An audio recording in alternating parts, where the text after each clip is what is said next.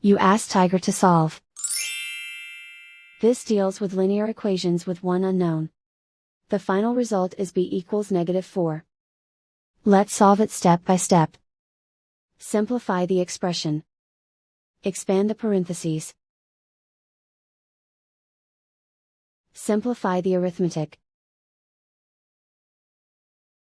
Multiply the coefficients. Swap sides.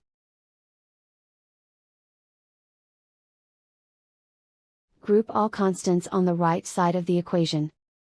Add 4 to both sides. Group like terms.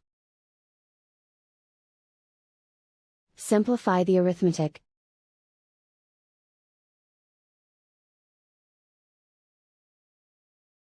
Isolate the b. Divide both sides by -12.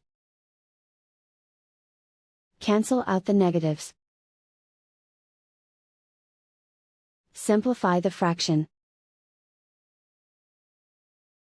Move the negative sign from the denominator to the numerator. Find the greatest common factor of the numerator and denominator. Factor out and cancel the greatest common factor. And so the final result is b equals -4.